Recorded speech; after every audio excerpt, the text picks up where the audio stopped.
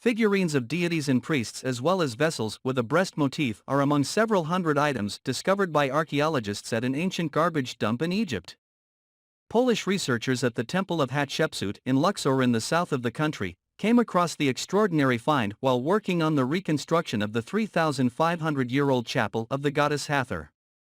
Exploring a tomb carved into the rock face, the team from the Polish Center of Mediterranean Archaeology first came across the rubbish dump.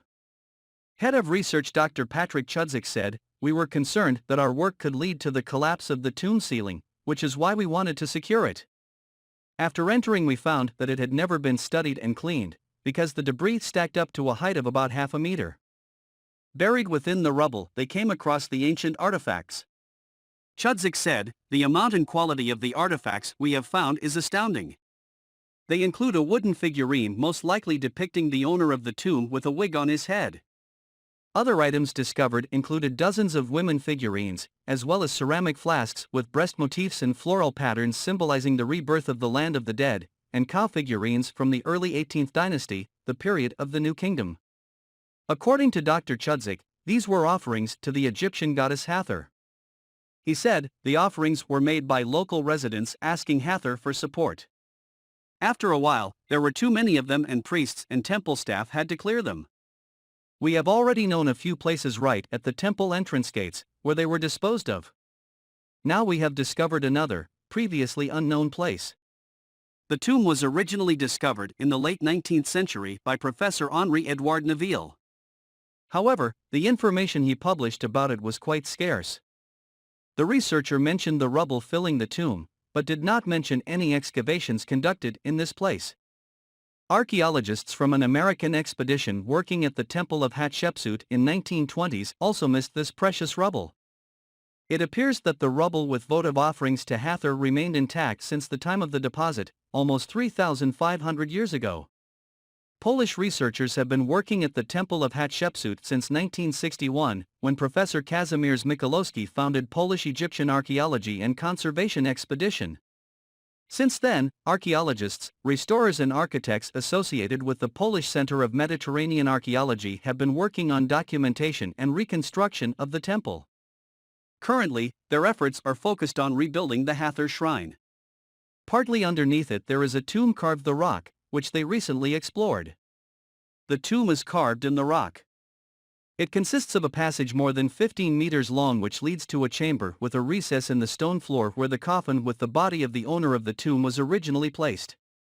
The discovery was made in research carried out in the spring of 2021. This season, the experts intend to support the ceiling of the tomb to enable reconstruction work in the Hathor shrine located above it. Ancient Egyptian mummification was never intended to preserve bodies, new exhibit reveals. It's long been believed that mummification was meant to preserve the dead. It turns out that notion is dead wrong. It's long been believed that ancient Egyptians used mummification as a way to preserve a body after death. However, an upcoming museum exhibition indicates that was never the case, and instead, the elaborate burial technique was actually a way to guide the deceased toward divinity. Researchers from the University of Manchester in England are highlighting the common misconception as part of preparations for an exhibition called Golden Mummies of Egypt that opens early next year. This new understanding about mummification's intended purpose essentially upends much of what is taught to students about mummies. So, how exactly did this misconception flourish for so long? Price said the Western-led idea began with Victorian researchers who wrongly determined that ancient Egyptians were preserving their dead in a similar fashion as one would preserve fish. Their reasoning. Both processes contained a similar ingredient, salt. The idea was that you preserve fish to eat at some future time, Price said. So, they assumed that what was being done to the human body was the same as the treatment for fish. However, the salty substance used by ancient Egyptians differed from salt used to preserve the catch of the day.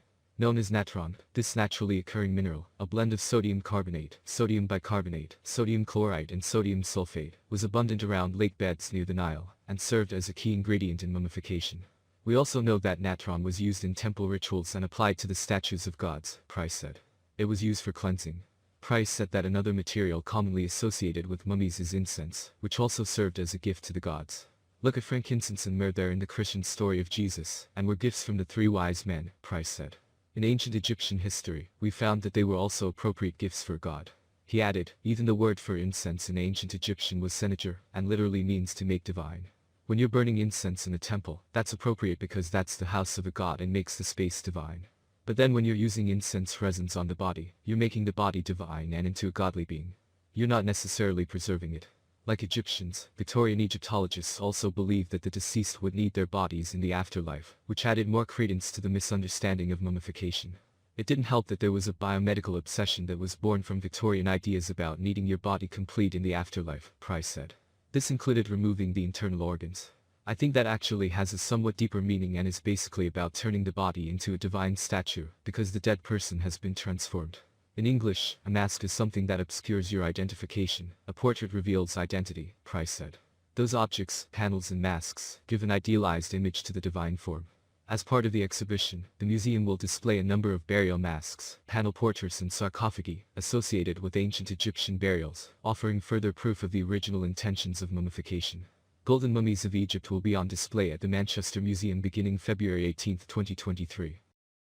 During the construction of the office building on Lutsi Street in Tallinn, Estonia's capital on the Baltic Sea, a shipwreck was found underground, exceeding the size of any wreck previously excavated here. The surprise didn't stop there. Construction at Lutsi 8 began with the knowledge of a shipwreck on the property that wouldn't be affected by planned work. However, an unexpected second wreck was unearthed as well, and it may be one of the best preserved in the region. The wreck was found at the mouth of the Harjapia River. The wreck was measured to be 24.5 meters long by 9.5 meters wide, and experts hope to unearth it in as large of pieces as possible. We have another 13th century wreck on our property whose location is known, but the second one came completely unexpectedly, said EHC Lutsi representative Tarmo Mill. Ragnar Nurk, an archaeologist in Tallinn City Planning Board's Department of Heritage Conservation, said the previously known wreck was 3 to 4 meters deep, but the newly found wreckage was much closer to the ground, about 1.5 meters deep. Although the site is 200 meters, ca 220 yards, from the water today, for centuries it was a port. In the late 1930s, the area was infilled with ash and household refuse.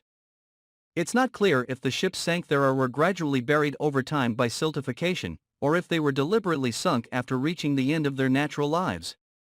Archaeologist Mikkel Tammet, who led the excavations at Omuanas project, thinks that next Thursday the debris will be cleared, the water will be pumped out and all details of the wreck can be seen. According to Estonian Maritime Museum Priit Läti, initial dendroanalyses indicated that the recently discovered wreck may date back to the late 13th or early 14th century, an estimate which is being increasingly supported as more details are unearthed, but that further analysis would be necessary to confirm the dating. According to Tammet, definitely one of the best preserved shipwrecks ever found. An unexpected shipwreck was unearthed by construction work at Lutsi 8 in Tallinn's Satama neighborhood, near the port of Tallinn. Finding the wreckage brought some controversy. Heritage conservationists have suggested that the overall goal might be to get the wreckage underground as much as possible. We will do everything we can to get these wreck out of the ground, but what's sad is that the state's contribution to preserving our common heritage is non-existent, said EHC Lutsi representative Tarmo Mill, stressing that the wreck doesn't belong to the company and the state should support its excavation. Small interesting finds were also found from the wreckage. One of the interesting finds is a mallet. It is a tool made of pigskin used by sailors to tie the ends of a rope.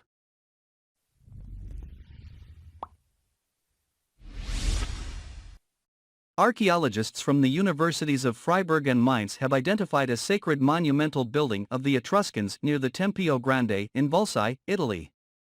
The Etruscans were an ancient Italic people, considered one of the first great civilizations on the peninsula of Italy that influenced the developing Roman culture.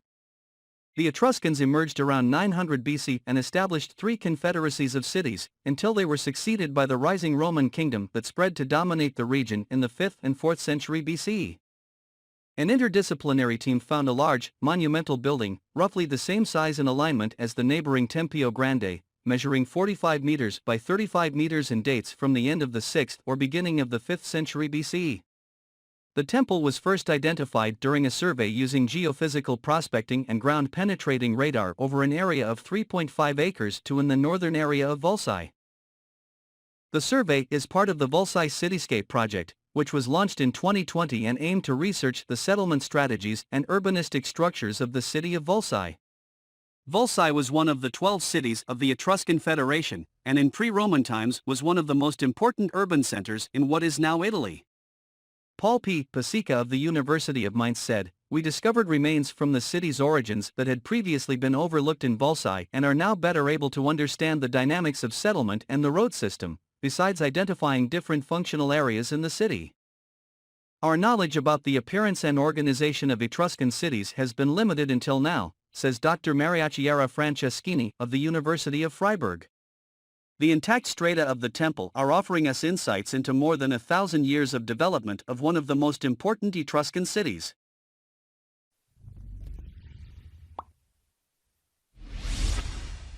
U.S. and Iraqi archaeologists working to reconstruct the site have unearthed extraordinary 2,700-year-old rock carvings among the ruins.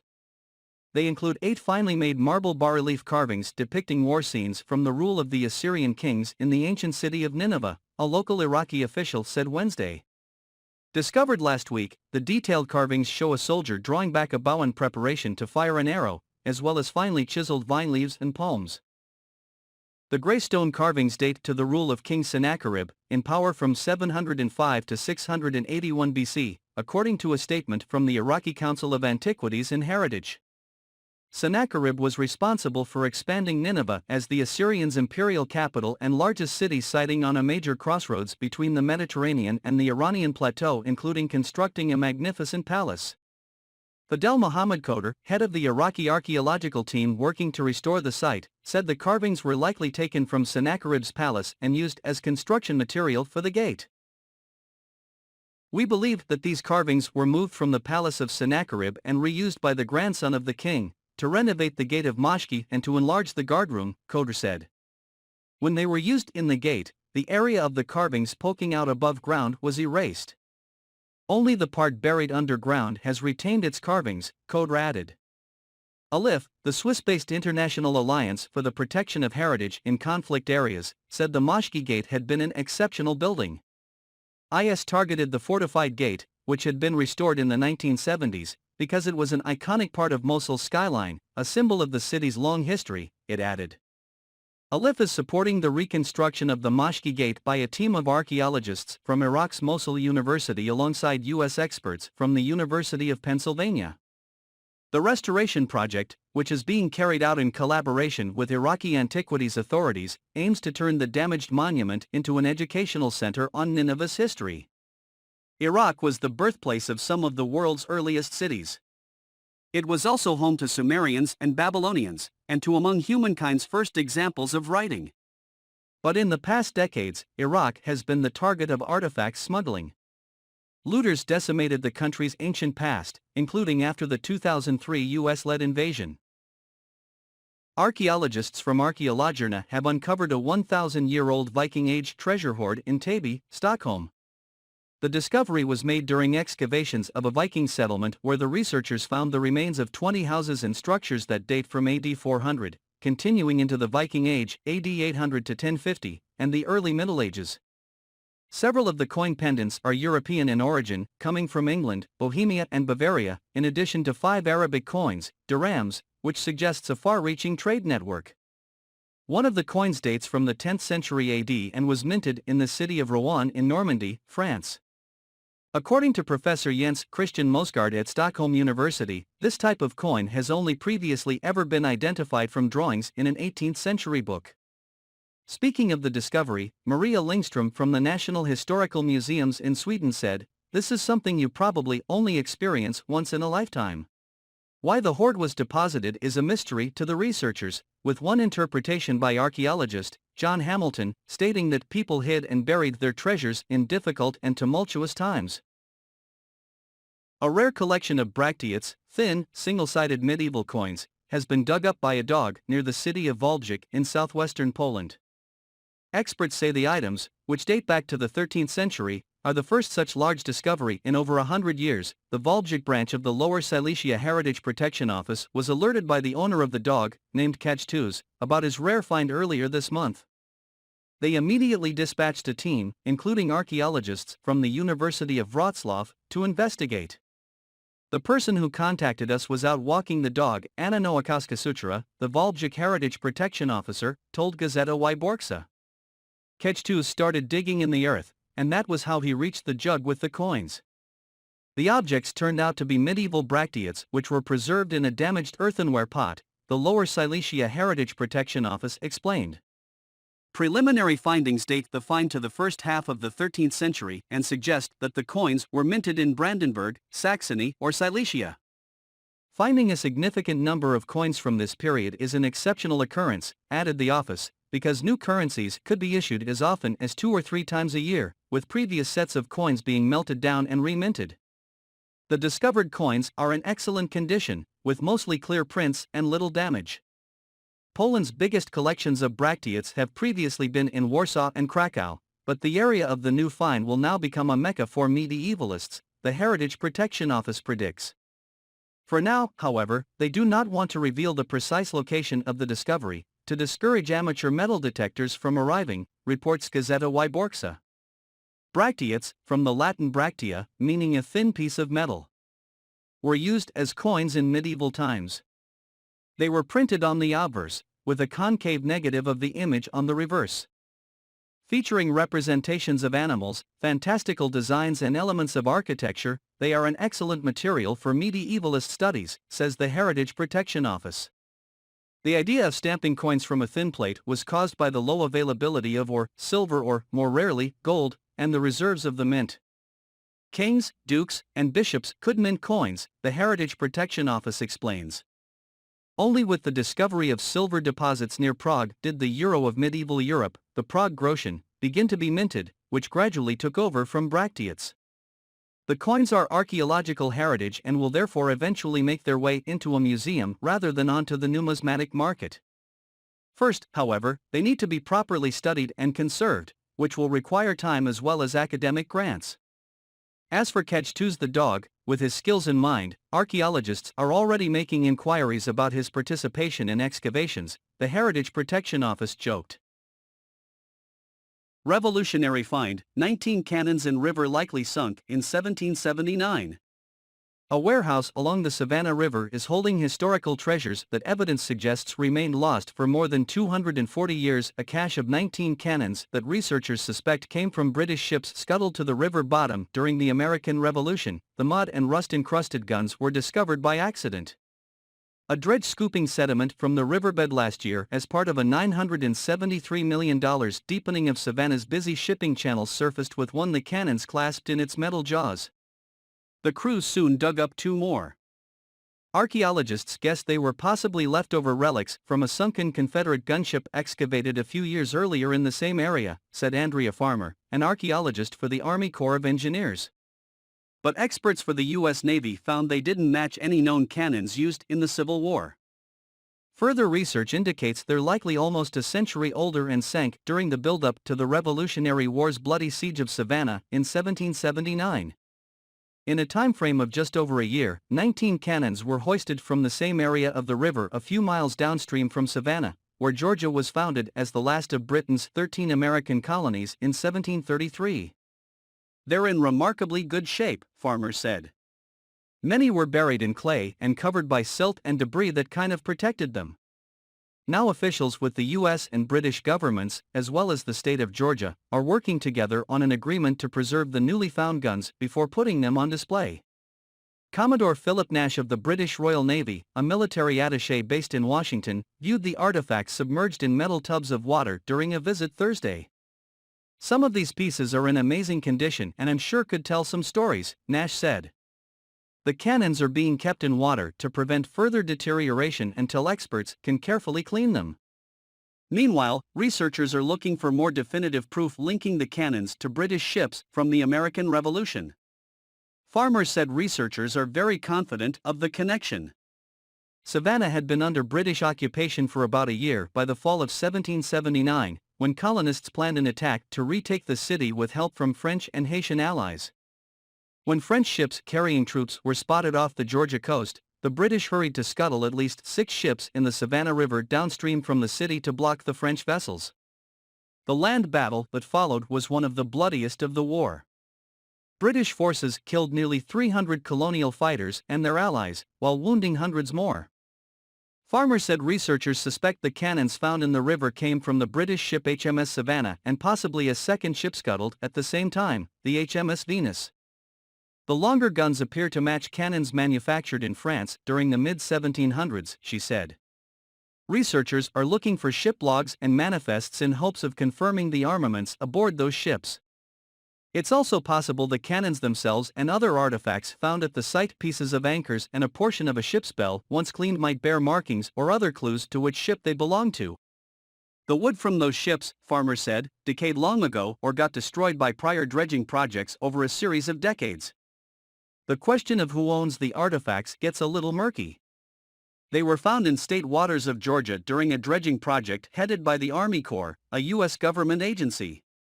The British government could make an ownership claim if there's strong evidence the artifacts came from British ships. Farmer said all of those parties are working on an agreement to preserve the cannons and ultimately have them displayed at the Savannah History Museum, which incorporates the battlefield where the bloodiest fighting occurred during the 1779 siege. Everybody wants to keep the artifacts in Savannah, Farmer said, because that makes the most sense. Pyrene Fountain. According to myth, the monument owes its name to nymph Pyrene, while another myth links it to Pegasus. The first indications alluding to its use date back to the Neolithic period, while the first spatial configuration dates to the geometric and Archaic period.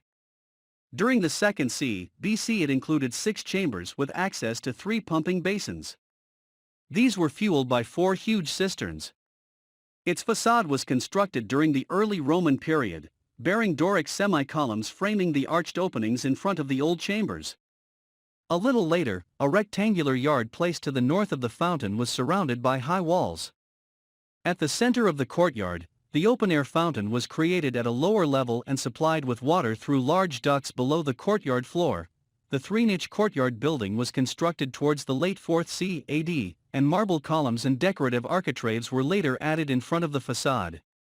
During the Byzantine era, a small church was built at the southwest corner of the courtyard, which was gradually filled with earth and used as a burial ground.